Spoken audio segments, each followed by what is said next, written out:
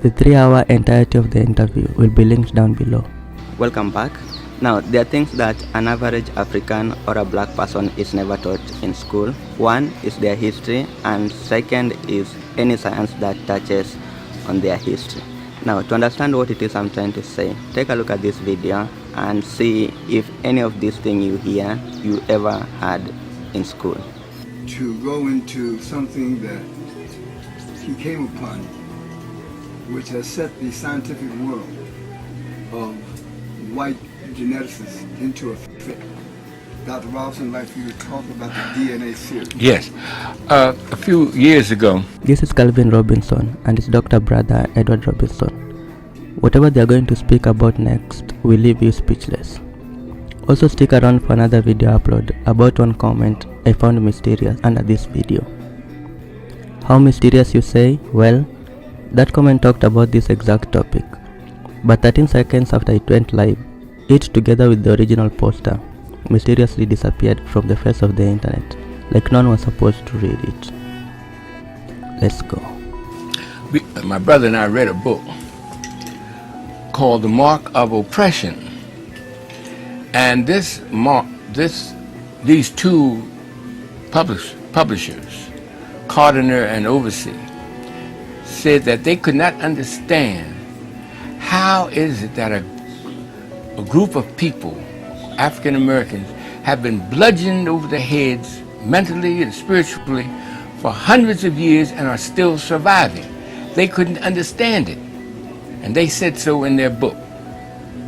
The answer came out in 1996, why it is that not only have African Americans survived the worst mental and spiritual bludgeoning of any people in recorded history, but they are becoming champions of everything in which there is a level playing field. No matter what it is, we predominate in every field. This is why they won't teach our children African history, because they know that once our children get on the same level playing field as their white counterparts, that they will dominate just like we dominate in basketball, baseball, football, track and field, and anything else in which there is a level playing field. So that while they teach their children about the greatness of their European ancestors, they won't teach our children about the greatness of their African ancestors, because then that would be a level playing field in academia, and they know that we will predominate just like all of these examples we've given them, that our children predominate when they know who they are from the African historical point of view. Now here's what I found out in 1996. A group of geneticists wrote this book. Little tiny pig. Geneticists. Can you identify where they're from and how it came about? Yeah, okay. All right, sure. Yes, indeed. An organization is called the American Association for the Advancement of Science. The American Association for the Advancement of Science. Now this organization is composed of people who study about DNA and the genome. And you've been reading about the DNA and the genomes. Well, this group of scientists came upon an idea by accident at first, that different groups of people had different numbers of DNA series. Explain that. Now, a DNA series means that when your DNA is located, and say they get a hair from your head and they subject it to certain tests, they say, well, this is the DNA of Minister Brown, and yours is different from everybody else in the world, all right? Then they found further that not only are their DNA series different, but the number of DNAs in there are different in different groups. Whites have a different number of DNA, and blacks have a different number of DNA series. Apes have a different number of DNA series.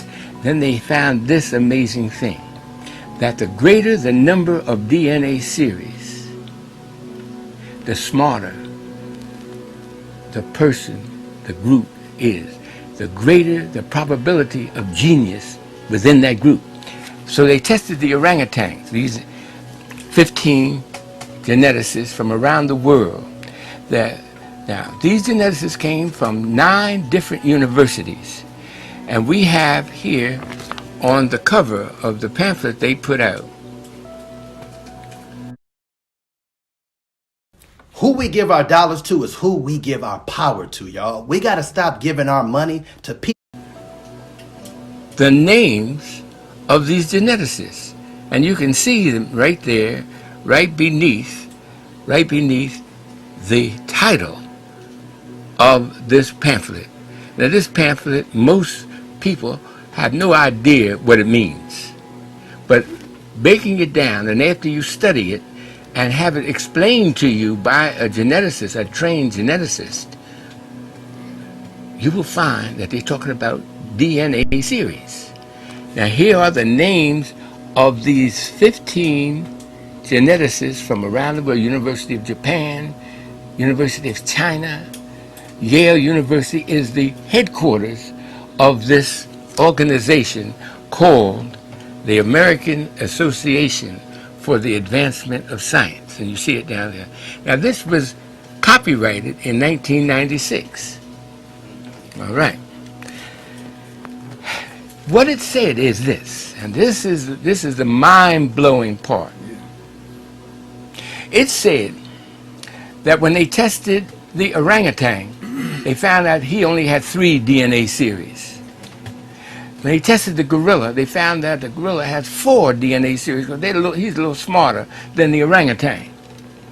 They tested the chimpanzee, which is an ape, and found that he had 5 DNA series. Then they went all into the different races of the world. They went into Europe and tested the DNA series of the English, the French, the German, the Spanish, the Russians, and found they had 6 DNA series. Then they put all of this, what they found from around the world, on a map. And this map really is called the intelligence map of the world, because they tested 116 different human groups and found their DNA series numbers. All of them, all over the world, have 6. And they put the numbers in form of a little flag that you can see on this map. These little flags have a color. And they show, oh, this is upside down. I'm sorry. Yeah. And they showed that the English have only 6, and all into Europe, only 6. Went over into Japan and China, and they only have 6. Over into America, with a predominantly European.